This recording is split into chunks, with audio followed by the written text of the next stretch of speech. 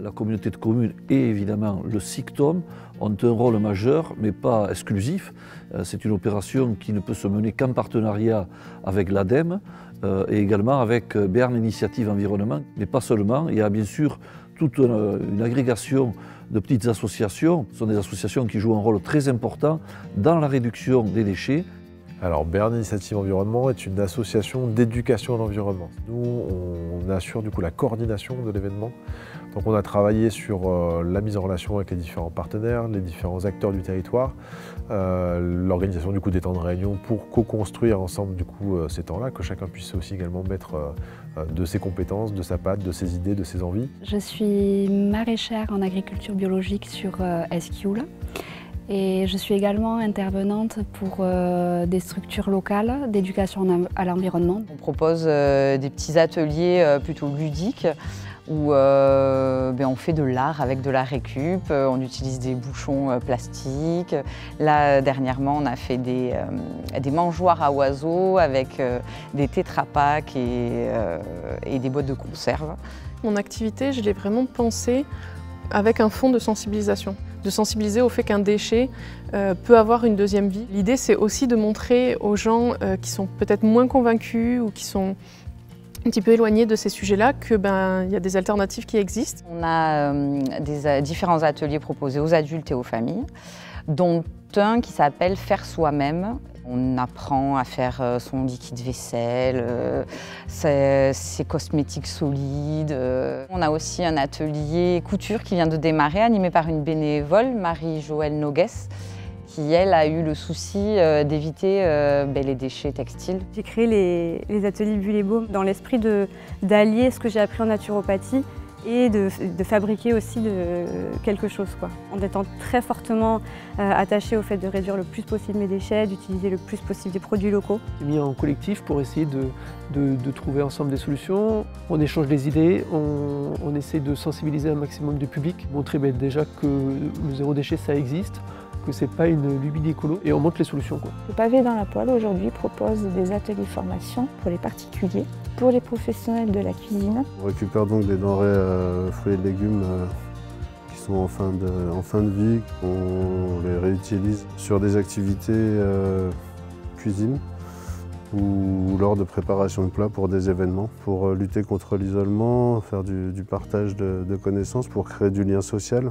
On a monté un projet qui s'appelle Utileco, on recycle du matériel informatique. L'objectif du concept, c'est d'amener à cet enlèvement du matériel, à ce traitement du matériel et à une redistribution du matériel sur le territoire. Et tout le traitement, en fait, est effectué au sein d'un ESAT. Alors, maître composteur, ça consiste à diriger, mettre en place des projets de compostage de proximité. Accompagné par le compost, ça permet aux usagers de se responsabiliser face à leurs déchets et en même temps d'acquérir les bons gestes. Oloron-Doubs, c'est un collectif de citoyens qui s'est réuni pour favoriser, voire mettre en place les mobilités douces dans Oloron. Je tiens l'épicerie vrac place de la mairie. Je propose des produits alimentaires, mais aussi de droguerie, d'hygiène.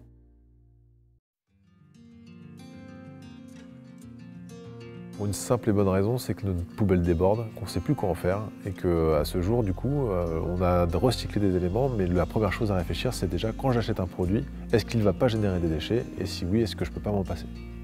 C'est pas de se dire qu'est-ce que vont devenir nos déchets, c'est en fait si on ne les produit pas, on n'a pas besoin de se demander comment est-ce qu'on va les retraiter, comment est-ce qu'on va les recycler. Si on ne commence pas dans notre salle de bain ou dans notre cuisine ou dans nos armoires, je ne vois pas à quel niveau on pourra le faire en fait. Rien qu'à l'échelle du quotidien et de notre maison, ça peut tout changer.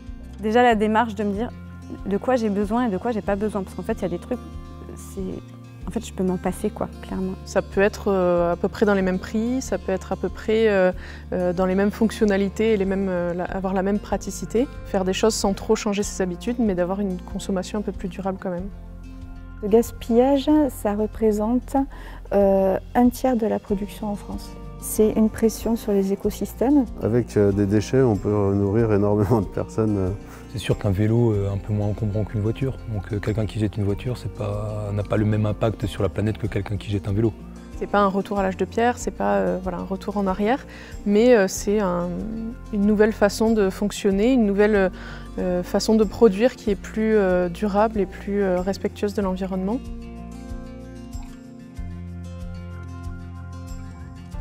Une semaine européenne de réduction des déchets, c'est une opportunité pour réunir ces acteurs qu'on ne connaissait pas nécessairement, de discuter avec eux, essayer d'identifier quelques projets. Dans les associations qui sont sur le territoire, il y a sans doute des bonnes idées à faire émerger, à accompagner. La loi nous oblige donc à diminuer à l'horizon 2030 nos déchets de 10%. Le SICTOM a des messages à délivrer.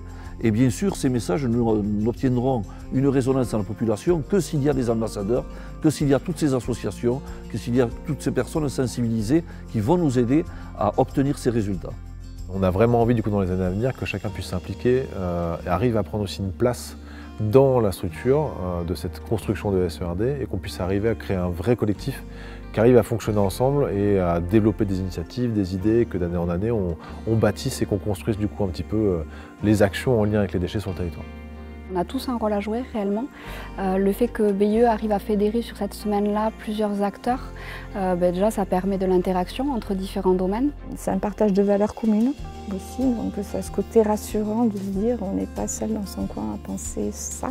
Et le BIE a permis ces moments de rencontre et malgré tout, malgré le contexte, permet quand même d'ouvrir des horizons et des possibilités de projets. En étant tous ensemble, tous les partenaires sur ce réseau-là, ça permet aussi de frapper fort et d'être beaucoup plus médiatisé et de toucher le maximum de personnes possible pour pouvoir continuer cette lutte contre les déchets, du coup.